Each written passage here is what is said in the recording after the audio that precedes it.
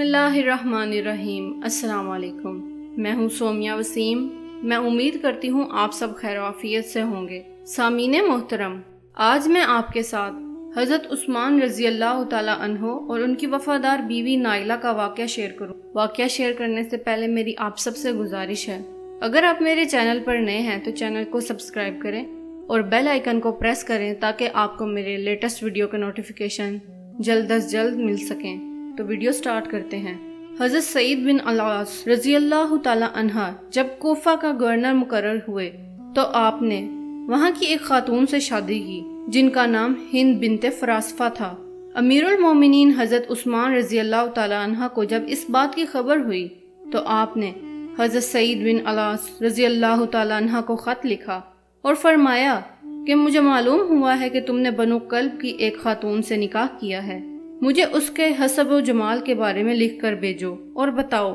جب حضرت سعید رضی اللہ تعالیٰ عنہ کو خط ملا تو انہوں نے جواب میں لکھا، ان کا حسب تو یہ ہے کہ وہ فراسفہ بن احوص کی بیٹی ہیں اور ان کا جمال تو یہ ہے کہ وہ گوری اور دراز قد ہیں۔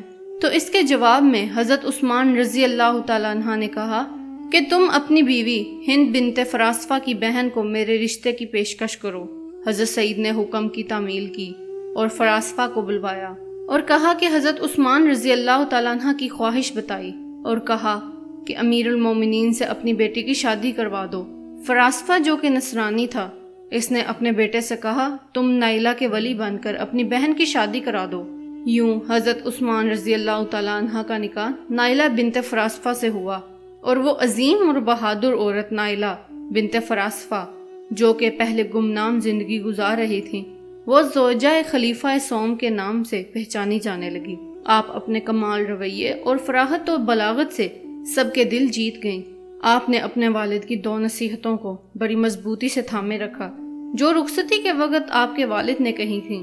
جب آپ اپنے گھر کوفہ سے رخصت ہونے لگیں تو آپ کے والد نے آپ سے کہا، میری بچی، تم قریش کی عورتوں میں جا رہی ہو، وہ صفائی میں تم سے زیادہ قادر ہیں۔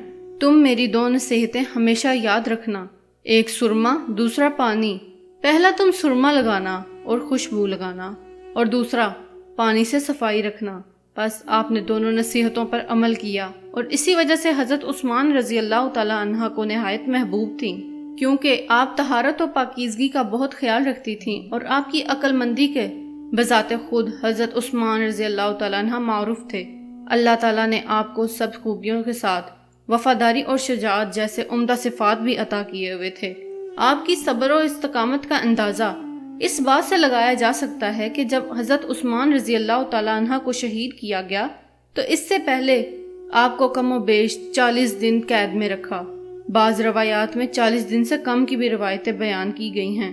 اس قید و بند میں آپ پر پانی بھی بند رکھا، حتیٰ کہ مسجد نبوی صلی اللہ علیہ وآلہ وسلم میں نماز پر بھی پابندی لگا دی گئی، اور اس تمام عرصہ میں آپ ہر لمحہ حضرت عثمان رضی اللہ تعالیٰ عنہ کے ساتھ رہیں اور آپ کا ساتھ دیتی رہیں۔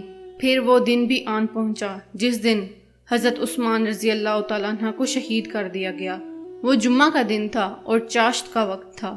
حضرت عثمان رضی اللہ تعالیٰ عنہ قرآن پاک کی تلاوت کر رہے تھے جب آپ پر ان ملعونوں نے حملہ کر دیا تو حضرت نائلہ رضی اللہ تعالیٰ عنہ نے آپ کو تلوار کے وار سے بچانے کے لیے خود کو آپ کے اوپر پھینک دیا تاکہ ان بدبخت کے وار سے آپ کو بچا سکیں، مگر اس بدبخت نے آپ کو ہٹا کر حضرت عثمان رضی اللہ تعالیٰ عنہ پر تلوار کا کڑا وار کر دیا۔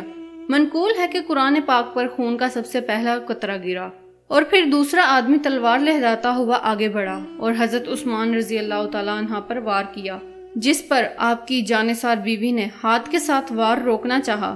تلوار کا تیز وار آپ کے ہاتھ کی انگلیوں پر لگا اور آپ کی انگلیاں کٹ کر دور جا گریں۔ اسی اثنا میں حضرت عثمان رضی اللہ تعالیٰ عنہ پر ایک اور وار ہو چکا تھا جو ان کے آر پار تھا اور آپ رضی اللہ تعالیٰ عنہ شہید ہو گئے۔